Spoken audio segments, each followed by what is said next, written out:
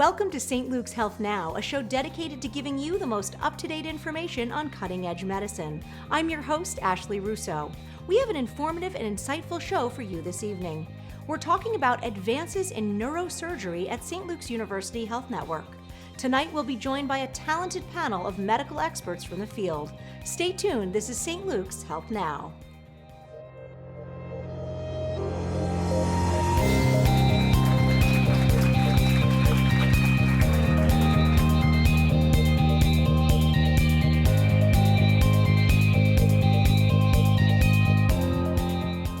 Coming up on this episode of Health Now, an in-depth look at advances in neurosurgery with St. Luke's University Health Network. Stay tuned.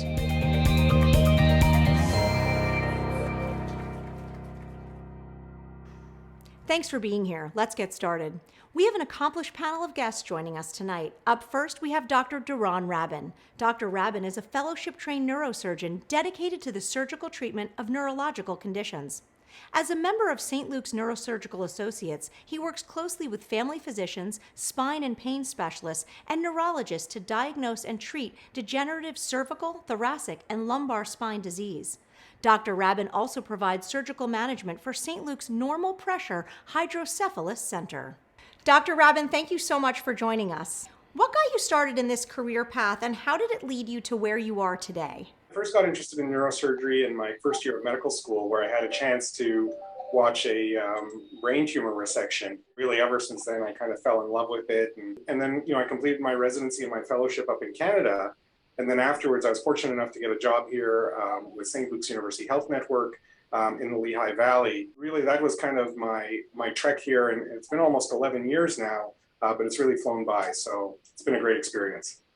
It's wonderful to have you, and we appreciate all that you're going to share with us this evening. Joining our panel next is Dr. Lee Wong. Dr. Wong is a fellowship-trained neurosurgical oncologist and a member of the St. Luke's Brain and Spine Tumor Center. She's been devoted to treating patients with brain tumors since she was a medical student, completing research fellowships in laboratories dedicated to developing more therapeutic options for patients with glioblastoma. Through her research experience at the National Institutes of Health and clinical fellowship at Memorial Sloan Kettering Cancer Center, she has become even more dedicated and passionate about caring for patients with complex neurosurgical issues. Thanks for being here, Dr. Wong. Thank you for having me. I'm excited to speak with you as well. So since joining the network, tell us what stands out to you about the Lehigh Valley, about St. Luke's, and about the patients that you've been treating. The Lehigh Valley area is really just a beautiful place to live and a nice, relaxing environment. I've already met my neighbors. Everyone's just so family oriented and value family life. And especially at St. Luke's, as I heard this morning in my orientation, it's like a family. Everyone treats each other as if they were their family members. And I think that's really something that blew my mind away when I interviewed here, particularly about the neurosurgeons in this group. Everyone is so collegial and just willing to help each other, help the patients. And that's what I was looking for in a job and in a new home.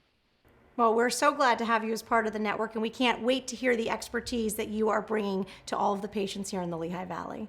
Let's meet our final panelist, Dr. Justice Ajay. Dr. Ajay is a fellowship-trained spine surgeon and believes his job is to not only treat patients with various spinal diseases, but also to create bonds with his patients that last a lifetime.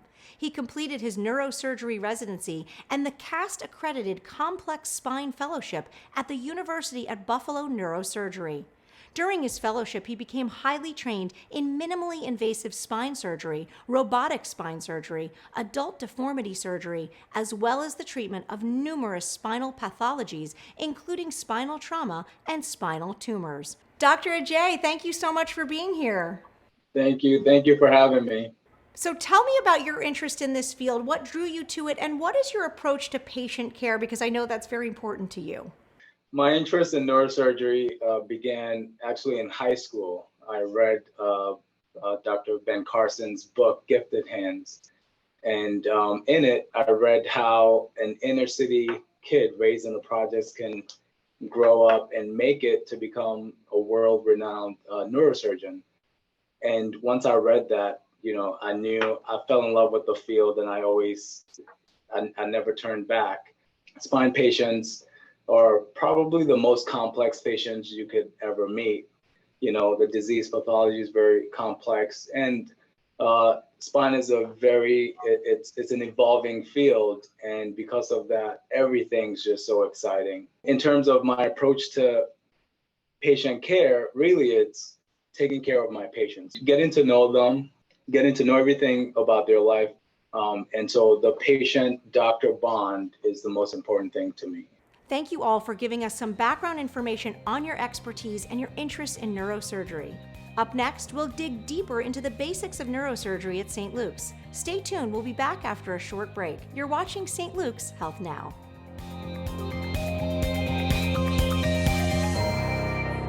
Not feeling well? Need to see a doctor now? St. Luke's video visits 24/7. Connect with a doctor online now for all your urgent care needs. From your smartphone, tablet, or computer, it's never been easier for patients to access care. A doctor will be able to assess your healthcare needs and even send a prescription if necessary, all in one quick session. Download the St. Luke's mobile app from the App Store or Google Play Store.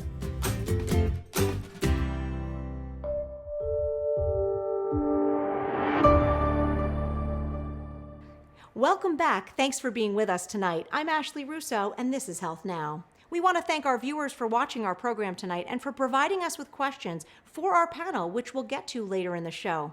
Joining me is a very talented panel of medical professionals, Dr. Rabin, Dr. Wong, and Dr. Ajay.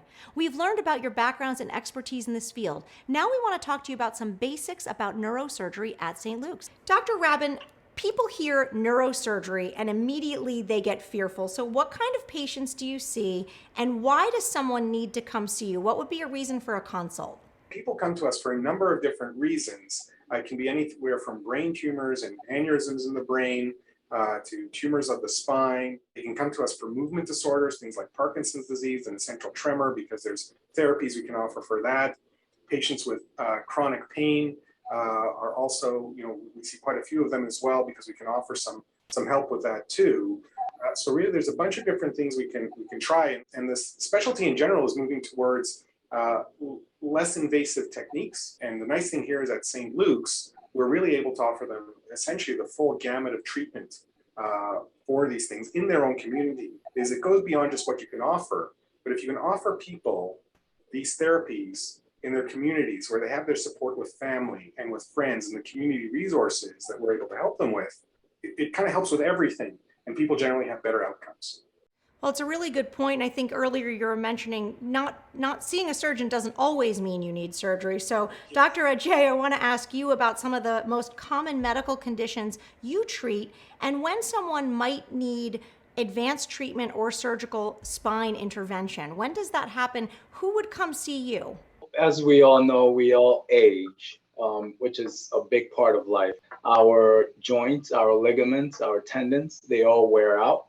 And this also happens in the spine. And when your spine starts to wear out, some of the things you may get is herniation of your disc. Another thing that can happen is something we call spinal stenosis, where there's buildup of arthritic material that presses on the nerves and cause someone to have either back or leg pain. Patients with scoliosis or any type of spinal deformity would come to our clinic as well.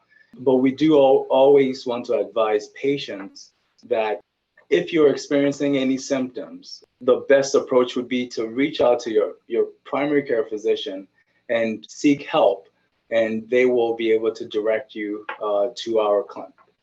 They don't need to suffer in silence. That's the main message, is that there is help. There's so much technology out there, and we want to make sure that people speak up and know that there are so many treatment options. Dr. Wong, I'd like to turn to you because we want to know a little bit more about what neurosurgical oncology is. What are conditions that you treat, and when does someone come to see you? Like Dr. Rabin said, sometimes the word neurosurgery is frightening to people, and they don't want to go see a neurosurgeon at a hospital. And I just want to explain that we're really here, even if you don't require surgery. So, a neurosurgeon sees all sorts of pathologies involving the brain, spine, and the nerve. The neurosurgical oncology field is very near and dear to my heart because I became interested in neurosurgery watching a brain tumor neurosurgeon. That field has grown so much since I started. It can be what we call a primary brain tumor, or a lesion that started growing from the brain itself, or it can be a metastasis that came from somewhere else, a cancer that originated from somewhere else. So that could be the brain tumor classification. In the spine tumor realm, you can have, again, tumors that originated from that area or from somewhere else. So these are the two big classifications we have in terms of oncology in the brain and the spine. And I treat all of that. I feel comfortable managing these patients, whether it's with surgery or with something non-surgical. And that's important for patients to know, that a neurosurgeon wants the best for you, the best treatment option for you, whether it requires surgery or not. Well, it's really such a good point because, of course, hearing something like a brain tumor is an incredibly scary diagnosis. But to know that these treatment options, as Dr. Rabin pointed out, are available at St. Luke's, are right in our backyard, allow you to have your support system around you, I think is really comforting. So Dr. Rabin, I want to turn back to you because during the pandemic, virtual healthcare, telemedicine really became a great way for people to get that initial conversation with a physician, an initial conversation with a specialist. Has this become the new normal, and how has it changed the care of your practice? What do you think some of the benefits are that you've seen? The pandemic with COVID-19, put everybody under a lot of stress, put healthcare in general under stress. And what we saw is, if you want an opportunity to develop into, providing more kind of remote and virtual healthcare. We have sometimes patients that are coming to see us from an hour and a half away, and that's a long drive. So being able to provide virtual healthcare where we're able to do a meeting almost like what we're doing right now, but on kind of secure, kind of network-based communication, allows us to kind of meet and talk to people, in their offices, in their living rooms, be able to show them their imagings, their X-rays, MRIs, CT scans, discuss what surgery or non-surgical management may be. I'll give one example where I've actually really seen a benefit with some of my patients, where historically when people came to see us, they're going to have to take some time off work, right? Now what we're able to do is actually work with them so that they take off 15, 20 minutes during their normal break time, right? So they don't have to take time off work, miss pay, or take a sick day. It's really a win-win, and you think about often people put off medical care because of the reasons that you stated, and so to be able to get the care and get the consultation you need to figure out next steps is really, really helpful. Even what we've noticed is post-operatively, we've set up virtual care so that if a patient's doing well post-operatively, they're able to take pictures of their incisions and send it to us via secure email, or have a video visit to look at their incisions, see how they're doing. And they don't necessarily have to, like I said, come back into the office to see us to have that follow-up. And I just see that building and growing. And St. Luke's investment in telemedicine and incorporating it into our Epic electronic health record has really been an important part of that. And they've been very supportive of that. And I think as a practice, St. Luke's Neurosurgical Associates has really tried to take advantage of that and really provide an additional level of access that historically we weren't able to do. What great information from all of our panelists, but we're not done yet. After the break, we'll learn more about treatment options and advances in technology in neurosurgery. You're watching St. Luke's Health Now. Stay tuned.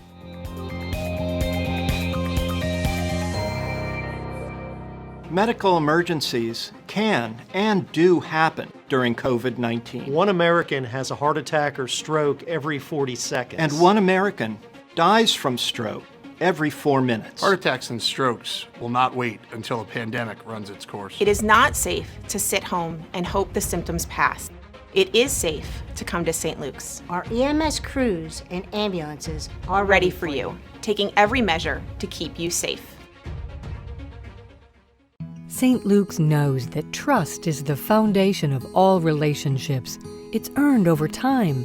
It's the type of relationship you should have with your healthcare team. While our healthcare needs are different, one thing is constant. St. Luke's is focused on building a lasting relationship with you, earning your trust and putting your well-being first. When it comes to great healthcare, trust is essential. St. Luke's, the care you trust, now more than ever.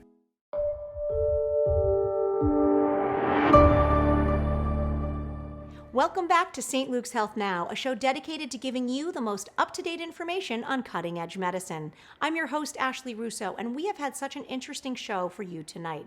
We're talking about neurosurgery at St. Luke's, and in case you're just tuning in, I'm joined by 3 St. Luke's medical professionals, Dr. Rabin, Dr. Wong, and Dr. Ajay. Thank you all for being here.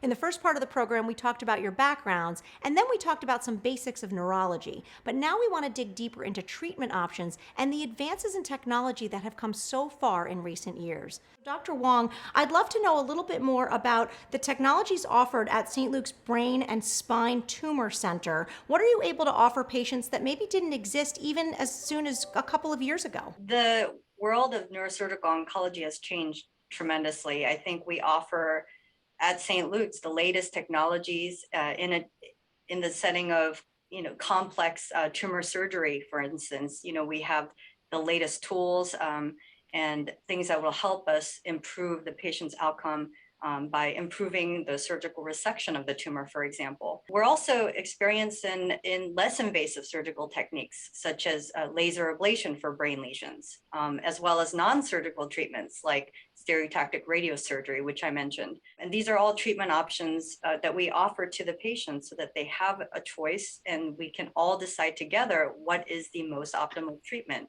for each patient. One new technology that we incorporated here recently is called the gamma tau. It's an FDA-approved means of delivering radiation directly to where the tumor used to be after we take it out.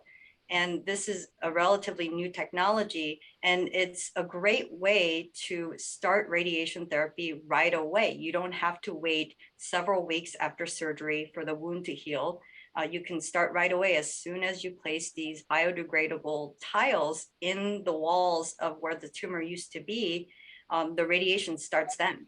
And that's an incredible advantage for patients.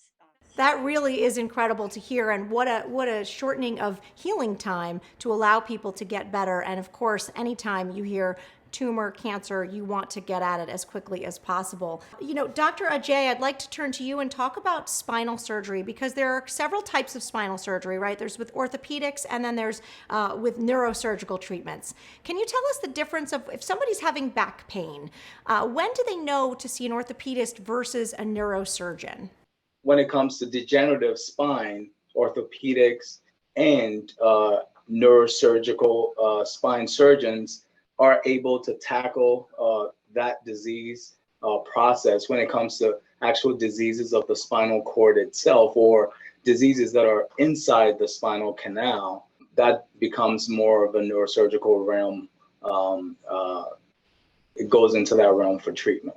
And so because of the collaborative nature at St. Luke's, and Dr. Rabin, I'll turn to you because you've been with the network the longest, that collaborative nature where you might be referred to a particular specialty from your family medicine doc, do you hear from each other so that there's crossover when an orthopedist may say, you know what, I think this patient really needs to come see somebody in your group? I think one of the real strengths of our program is really our ability to work with the other specialties. So for example, Dr. Wong is very involved with the BSTC, and that's actually a multidisciplinary team that's there looking specifically at brain and spine tumors. So it's the BSTC is the Brain and Spine Tumor Center.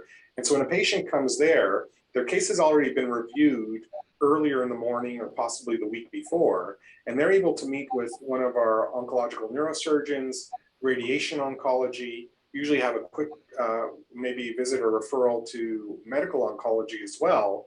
And there's, essentially the group provides them with a unified set of recommendations. And I kind of think this is the way really that healthcare is going in general. As opposed to thinking ourselves as these siloed disciplines, it's really more kind of coming up with an integrated approach. When you mentioned that multidisciplinary approach, you realize as a patient that there's a lot that goes on behind the curtain. So Dr. Wong, when you talk about that communication, what other types of physicians come into play for you as you are caring for your patients and making decisions about their care, because as Dr. Rabin pointed out, you're not siloed and you're not working in a vacuum. Explain to us what that looks like and what that feels like for you in the role that you're in as a neurosurgeon and an oncologist. The idea of comprehensive care is critical, I think, especially for me. I'm used to working with, Dr. Rabin said, my radiologists, oncologists, but I have to also realize the frontline people, the emergency physicians and the primary care physicians.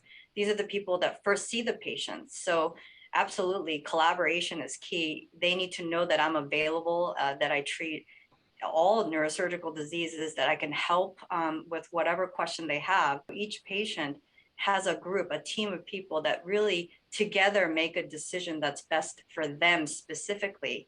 And that's really key to comprehensive care. And that's really the best outcome for each patient. And St. Luke's has that. We have the collaborative efforts. And like I said, we're like a family. And so we talk to each other and really take care of that patient to the best of our ability together. When you're speaking about patient care, Dr. Ajay, I think it's important to talk about what happens after, what happens post-surgery. There's so many advancements in spine surgery, but people want to know, how do they get back to their life? And I know it's case by case, but how is the technology and the advancements of care helping people get kind of back on their feet faster? Just a few years ago, if you had to put in instrumentation in the patient's spine, you would have had to use the X-ray.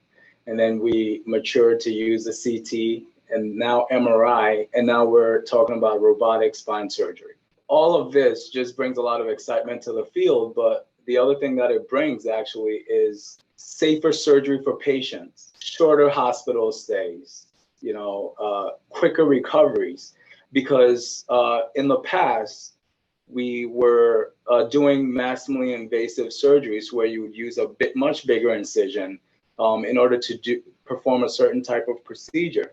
Whereas now, because of all this advancement and with the robotic technology, we're able to do the same job with very small incisions. When we do these big surgeries, we disrupt so much of the patient's normal anatomy, especially when we make a big incision. And with all this advancement in technology, we don't have to disrupt as much tissue, which also helps the patient heal much faster. So you're talking all around benefit to the patient.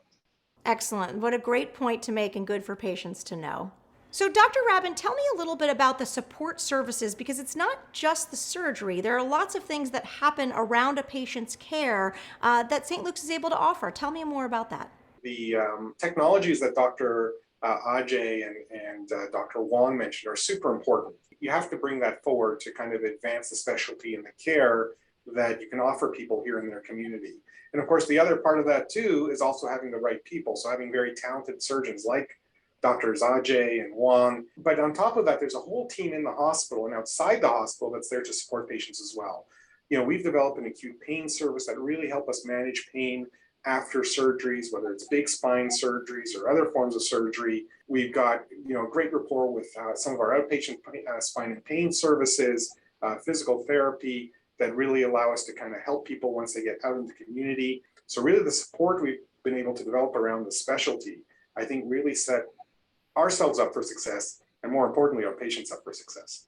Yeah, that's excellent news for patients out there, because sometimes the hesitation is, as we spoke about earlier, getting in for the appointments, making time for it. But then you find out what your treatment options are, and you really have to think about your family, your work, your life, and that gets complicated. So knowing patients can get healthy and get back to their life faster is such good news. Thank you all for such an engaging and exciting conversation. Up next, questions from our viewers. Stick with us. You're watching St. Luke's Health Now.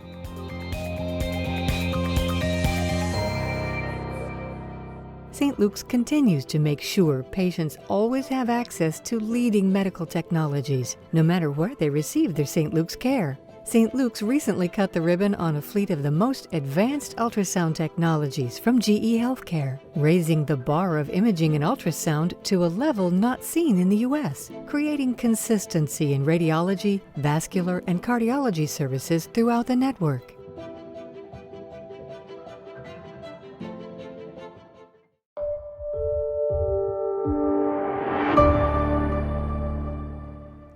Welcome back to St. Luke's Health Now. I'm your host, Ashley Russo. A special thank you to our outstanding panelists. We've had a great conversation about neurosurgery at St. Luke's. Now we'll read some questions from our audience. Are you ready?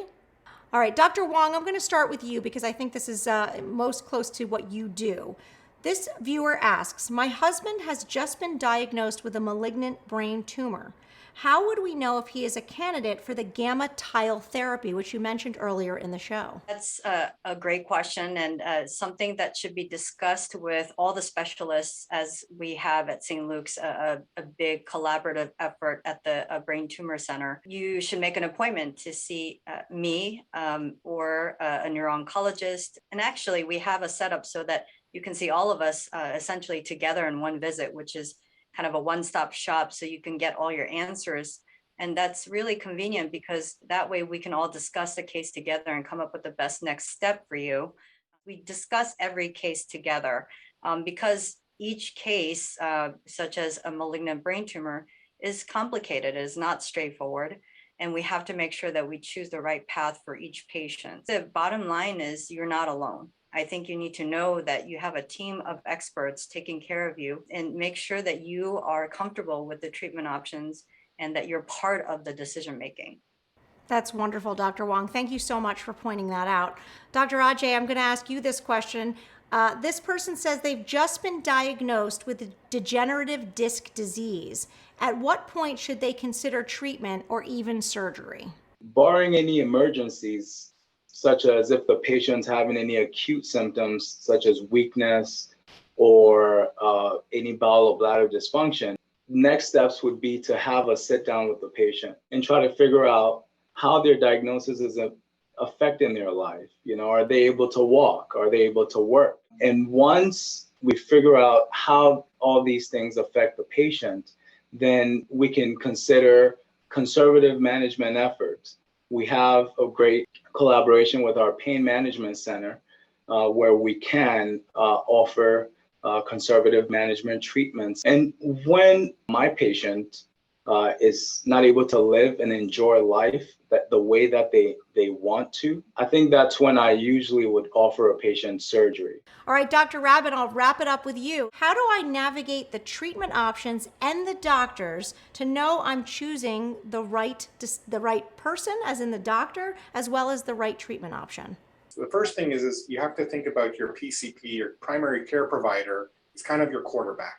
And they're your great resource for entering into, you have a certain concern, go and see them and talk to them about it. And certainly they should be able to tell you what's available in the community and who they may recommend based on whatever you're coming to them. And then as far as the individual doctors you see, there's no substitute for actually meeting the person. And honestly, I kind of look forward to meeting patients for the first time and developing that type of rapport to them. And then essentially having a discussion as to what a realistic expectation is for surgery or non-surgical management and how we can kind of move forward. So the truth of it is just, kind of get to know your healthcare provider.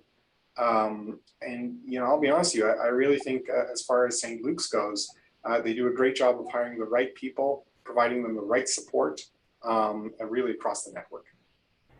Well, I think there's no doubt after talking to the three of you that not only are we so fortunate to have you and your associates here in the Lehigh Valley and at St. Luke's, but also to have the support of the technology and that full continuum of care. So we encourage people, if they have any questions or any concerns, to make sure that they reach out and get an appointment. Thank you so much to our amazing panel for joining us this evening and to all of you for tuning in. For more information on neurosurgery at St. Luke's University Health Network, please visit their website at sluhn.org or call InfoLink at 1-866-St. Luke's. I'm Ashley Russo. This is St. Luke's Health Now. Thanks for tuning in. Until next time, be well, and remember, it's important to focus on your health now.